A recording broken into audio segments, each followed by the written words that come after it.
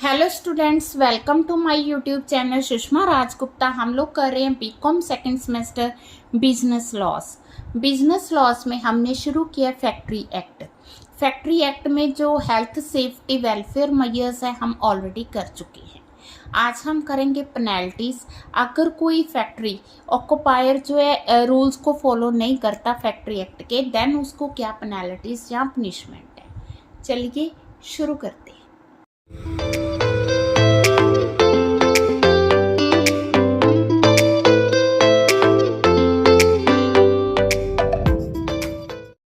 हाँ जी, penalties and procedures में जो हमें प्रोवाइड किए गए अंडर सेक्शन 92 टू 105, ठीक है जी। तो फर्स्ट है general penalty for offences under section 92, ठीक है जी। तो अगर कोई पर्सन फैक्ट्री एक्ट के रूल्स को ओबे नहीं करता या उसे कोई रिटर्न नोटिस दिया गया उसे पूरा नहीं करता, ठीक है, तो इस केस में जो ऑक्यूपायर है या जो मैनेजर ऑफ द फैक्ट्री है वो गिल्टी माने जाएंगे और उनको मैक्सिमम 2 साल, ठीक है जी, मैक्सिमम 2 साल की सज़ा होगी और उनको फाइन लगेगा। फाइन 1 लाख रुपीज़ तक लगेगा, ठीक है।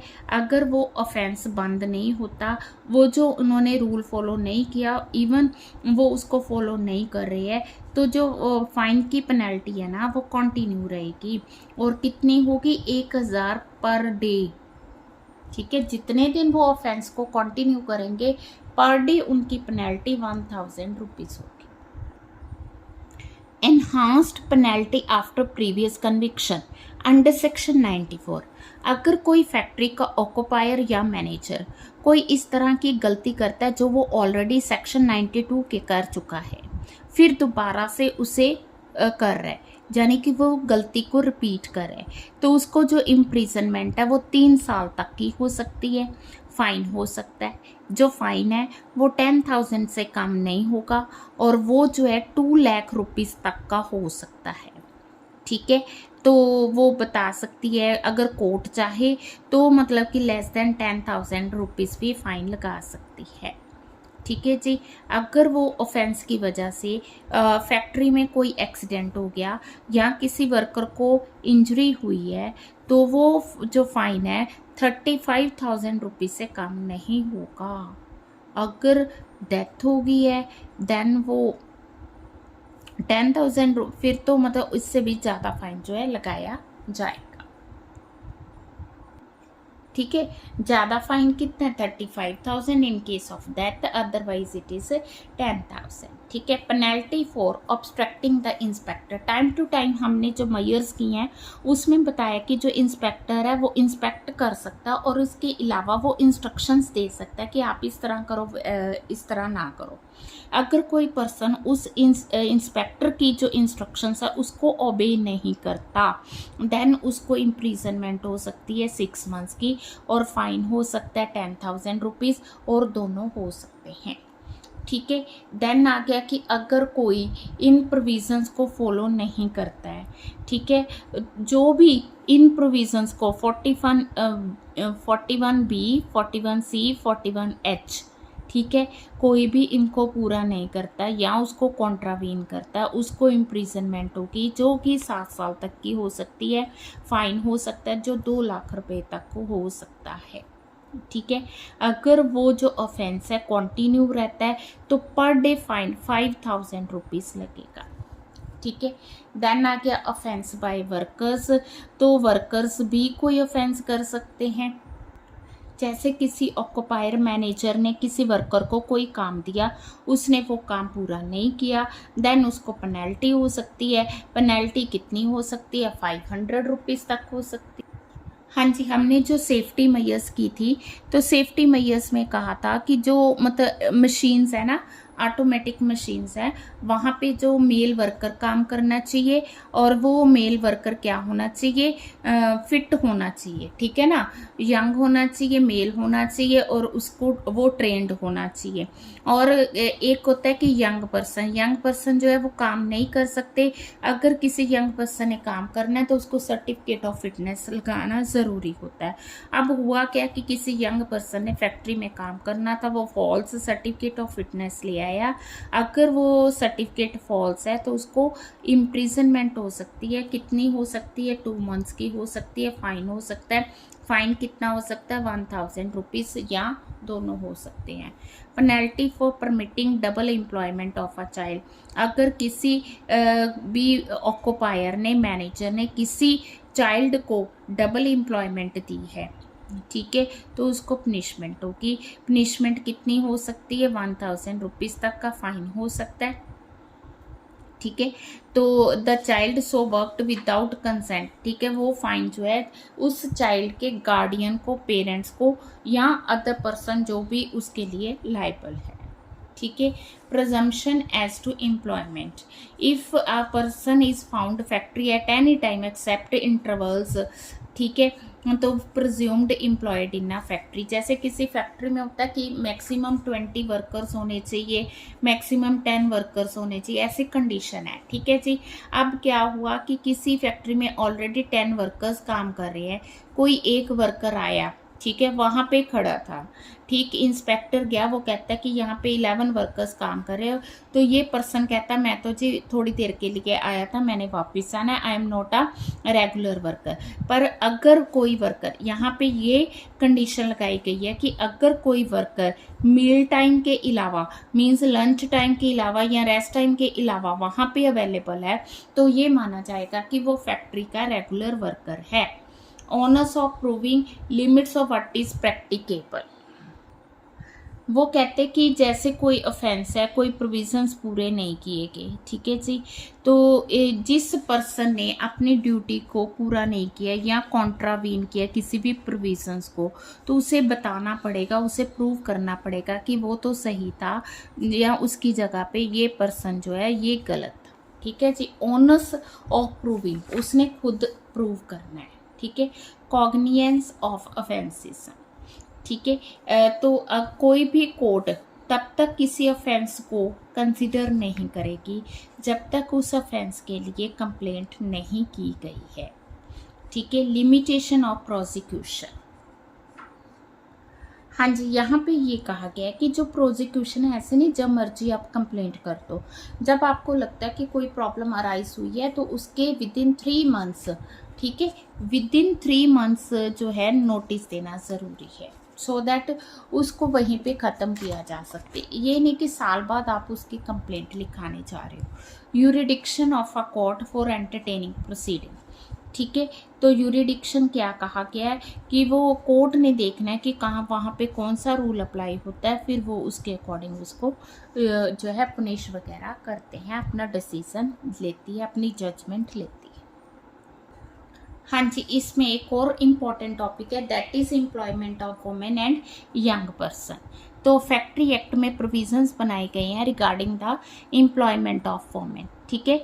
तो पहला है कि वर्क ऑन और near machinery in motion under section 22, हम ऑलरेडी कर चुके हैं सेफ्टी मेजर्स में कि वो मशीन जो मोशन में मीन्स जो चलती रहती है वहाँ पे कोई भी वोमेन जो है काम नहीं करेगी, ना ही वो उसको क्लीन करेगी, ना ही लुब्रिकेट करेगी, ना ही उसके पार्ट्स को एडजस्ट करेगी, क्योंकि जो मूविंग पार्ट होता है वहाँ पे इंजरी के चांसेस ज़्यादा होते हैं। देन हमने ये भी पॉइंट किया कि कॉटन ओपनर के पास वुमेन काम नहीं करेगी, क्योंकि जो कॉटन ओपनर से कॉटन उड़ती है वो गले में जाती है, तो उससे क्या है डिसीज हो सकती है। उसके लिए मेल और फिट मेंबर्स ही जो है काम कर सकते हैं। क्रैच, ये हमने वेलफेयर मेजर्स में किया है कि जहाँ पे 30 वुमेन वर्कर काम कर रही हैं वहाँ पे एक क्रैच का होना ज़रूरी है, ठीक है। वहाँ पे ट्रेंड जो है वो ट्रेनर होनी चाहिए, ट्रेनी होनी चाहिए जो कि उन बच्चों को केयर कर रही है, केयर टेकर है। Restriction on employment of women, ठीक है, तो वुमेन जो है उसको 48 आवर्स से ज़्यादा किसी भी हाल में, मतलब कि एक दिन में एक वीक में 48 आवर्स से ज़्यादा वो काम नहीं करेगी और एक दिन में 9 आवर्स से ज़्यादा काम नहीं करेगी। इसके अलावा ये ख़ास बात है कि जो वुमेन वर्कर्स है सुबह 6 बजे से लेकर शाम के 7 बजे तक की वो काम करेंगी, रात के 10 बजे से लेकर सुबह के 5 बजे तक they are not authorise to employ the women, ठीक है। तो workers during the night in fish canning और फिश क्यूरिंग फैक्ट्री, सिर्फ इन फैक्ट्रीज में ही वुमेन वर्कर को रात को काम करने के लिए ऑथोराइज किया गया, अदरवाइज अदर फैक्ट्रीज में वो 10 बजे से लेकर सुबह 5 बजे तक काम नहीं करेंगी। ठीक है, तो वीकली हॉलीडे के अलावा उनकी शिफ्ट में कोई चेंज नहीं होगा, क्योंकि उन्होंने कौन सा नाइट शिफ्ट करनी है। ठीक है, डे टाइम की उनकी शिफ्ट ऑलमोस्ट सेम रहेगी। डेंजरस ऑपरेशन, मैन्युफैक्चरिंग ऑपरेशन पे वुमेन वर्कर को काम नहीं दिया जाएगा। अब हम बात करेंगे यंग पर्सन की। यंग पर्सन कौन होता है? जो 14 ईयर से लेके 18 ईयर तक का होता है उसको हम यंग पर्सन कहते हैं। हाँ जी, फर्स्ट है कि जिस पर्सन ने, जिस बच्चे ने अभी 14 साल पूरे नहीं किए, हु इज़ द बिलो 14, ठीक है जी, उसने मतलब कि फैक्ट्री में काम ही नहीं करना।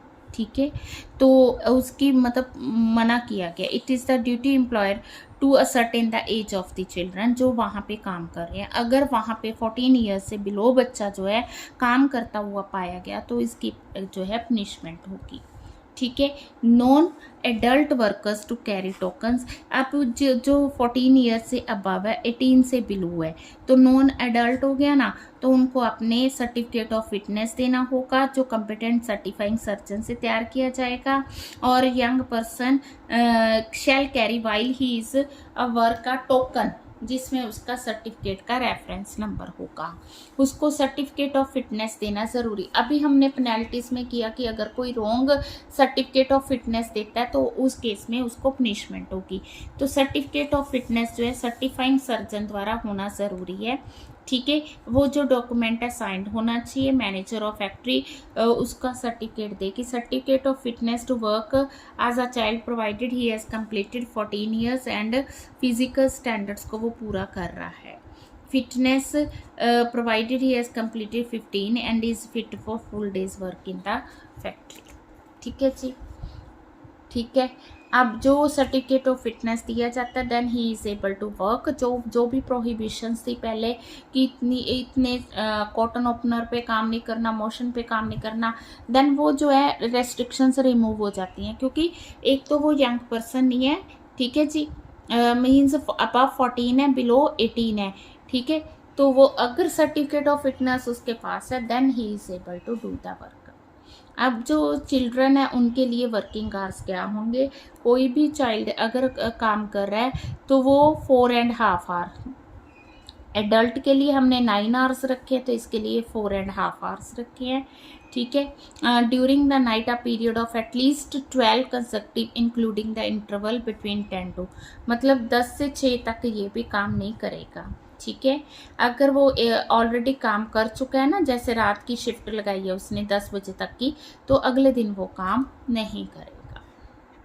ठीक है, अब जो चिल्ड्रन है उन्होंने कितने घंटे काम करना है, कौन सी उनकी शिफ्ट है, किस दिन उन्होंने काम करना है, इसका नोटिस जो है लगाना ज़रूरी है नोटिस बोर्ड पे।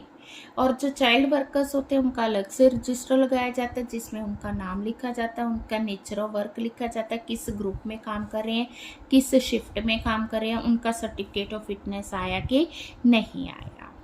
ठीक है जी, hours of work to correspond with the notice. अब जो उसके मतलब कि नोटिस लगाया गया और जो उसके आवर्स ऑफ वर्क उसको दिए गए हैं या जो रजिस्टर में मेंशन किए वो दोनों सेम होने चाहिए। ठीक है, इंस्पेक्टर के पास पावर है कि वो कभी भी यंग पर्सन का क्या कर सकते हैं, मेडिकल एग्जामिनेशन कर सकते हैं। ये नहीं कि सर्टिफिकेट ऑफ फिटनेस जमा करवा दिया फ्री हो गए, नहीं। तो कभी भी इंस्पेक्टर जो है मैनेजर से कह सकता है कि इस पर्सन का आप मेडिकल करवाओ। ठीक है, पावर टू मेक रूल्स। इसके अलावा स्टेट गवर्नमेंट कभी भी क्या कर सकती है, फैक्ट्री एक्ट के रिगार्डिंग रूल्स बना सकती है regarding the employment of women and young person.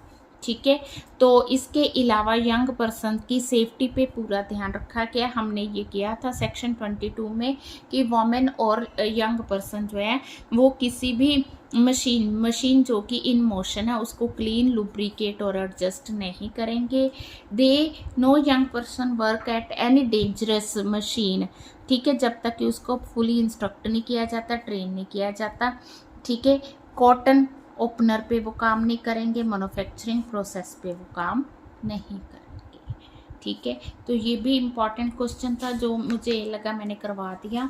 तो ठीक है जी। अब हमने पेनल्टीज़ कर ली, तो employment of women and young person कर ली।